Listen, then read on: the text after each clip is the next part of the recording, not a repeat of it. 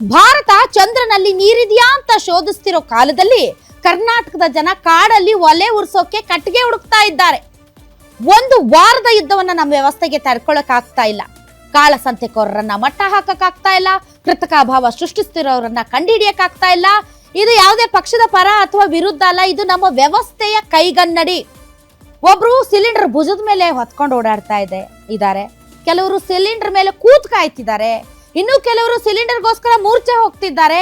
ಇನ್ನು ಕೆಲವರು ಬಡದಾಡ್ತಾ ಇದ್ದಾರೆ. ಸಿಲಿಂಡರ್ ಗಾಡಿ ಬಂದ ತಕ್ಷಣ ನೊಣ ಮುತ್ಕೊಳ್ಳುವಂಗೆ ಮುತ್ಕೊಳ್ತಾ ಇದ್ದಾರೆ. ಶ್ರೀಮಂತರು ಯಾರು ರೋಡಿಗೆ ಬರ್ತಿಲ್ಲ.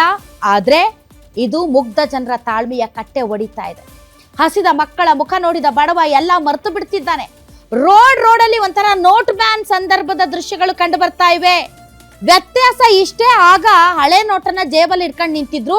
ಈಗ ಖಾಲಿ ಸಿಲಿಂಡರ್ ಲೋಹವನ್ನ ಭುಜದ ಮೇಲೆ ಇಟ್ಕೊಂಡು ಓಡಾಡ್ತಾ ಇದ್ದಾರೆ. ಅದ್ರಲ್ಲೂ ನಮ್ಮ ಜನ ಪಾಳಿ ಹಚ್ಚೋದ್ರಲ್ಲಿ ತುಂಬಾ ಫೇಮಸ್. ಪಾಳಿ ಅಂದ್ರೆ ಸರದಿ ಸಾಲು.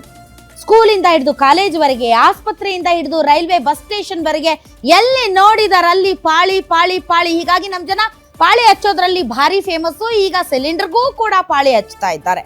ಸಮುದ್ರದಾಚೆಯ ಯುದ್ಧ ನಮ್ಮ ಅನ್ನವನ್ನ ಕಿತ್ತುಕೊಳ್ತಾ ಇದೆ. ನಮ್ಮ ವ್ಯವಸ್ಥೆ ಅಂತೂ ಒಂದು ರೀತಿ ಖಾಲಿ ಡಬ್ಬ ಆಗಿದೆ. ಬರೀ ಸೌಂಡ್ ಮಾಡುತ್ತೆ, ಆದ್ರೆ ನೋ ಸಪ್ಲೈ.